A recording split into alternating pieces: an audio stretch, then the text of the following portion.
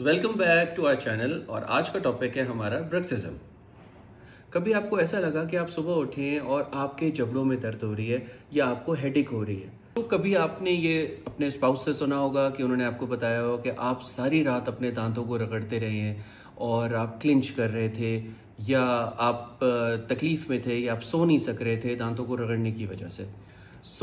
इस कंडीशन को हम ब्रक्सिज्म कहते हैं। और ब्रक्सिज्म की कॉजेज हम अगर शेयर करें, नंबर वन कॉज इसका एंजाइटी है, स्ट्रेस है, जिसकी वजह से ब्रुक्सिज्म हो जाता है। आप रात को दांत ग्राइंड करते हैं, जिसकी रीजंस बहुत सी हो सकती हैं। हर बंदे के साथ स्ट्रेस लेवल्स चल रहे होते हैं। अगर हम पॉइंट लें तो दैट इज़ स्ट्रेस। अगर हम नंबर 2 पे जाएं तो स्लीप डिसऑर्डर्स के बाद अगर हम नंबर 3 पे चले जाएं तो आपकी malalignment of the teeth. हो सकता है कोई दांत टेढ़े हों, हो सकता है कि अकलदाड़ आ रही हो, और अकलदाड़ के आने की वजह से आपको क्लिकिंग साउंड्स आती हों, आप मुंह खोलते हो क्लक क्लिक क्लिक की आपको आवाज़ें आ रही हों। ये एक रीज़न हो सकती है। और इसके अलावा अगर आप कैफ़ीन का ज़्यादा इस्तेमाल करते हैं, यानी कि कॉफ़ी का ज़्यादा इस्तेमाल कर रहे हैं, या अल्कोहल कंजम्पशन हो रही है, या स्मोकिंग करते हैं, तो ऐसे लोगों को भी ब्रक्सिज्म हो सकता है।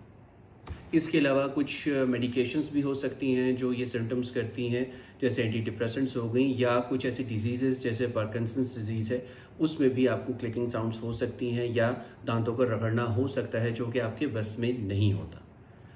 अब हम इसके साइंस एंड सिम्टम्स की तरफ अगर जाएं तो वो हैं जी। तो पहला सिम्टम जो है वो इसमें होता है कि आपके दांत आप ग्राइंड करते हैं, दांत घिस रहे होते हैं आपके। दूसरा सिम्टम इसके अंदर आपके पास आ जाता है कि आपके दांत टूट रहे हों, आपके दांत घिस रहे हों। तीसरा सिम्टम इसके अंदर आ जाता है कि आपको ठंडा गर्म लगना शुरू हो जाता है।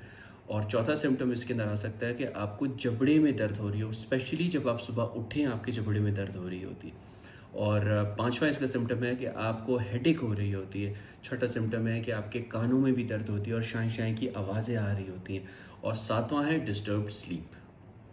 अब आपका सवाल आ रहा होगा दिमाग में कि इसका इलाज क्या होगा।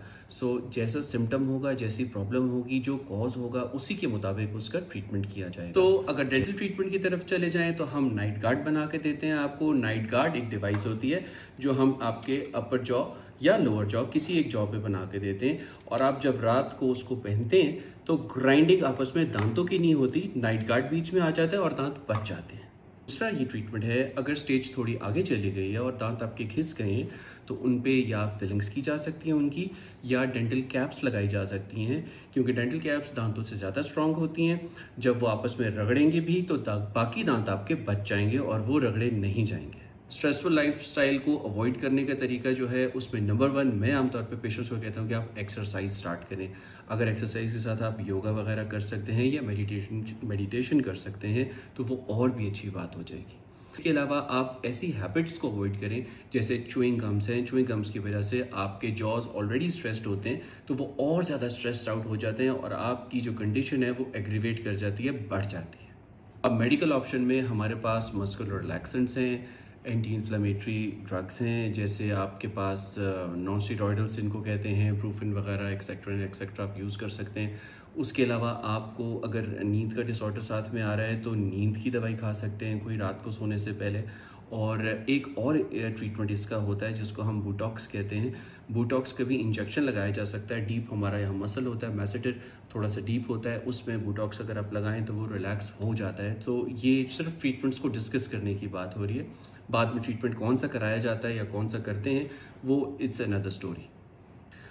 अब डेंटिस्ट के पास कब जाना चाहिए?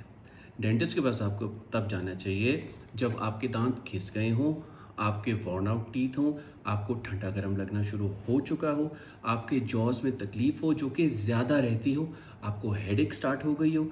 ये सारी चीज़ें आपको ये इंडिकेट करती हैं कि आपको डेंटिस्ट के पास जाना चाहिए।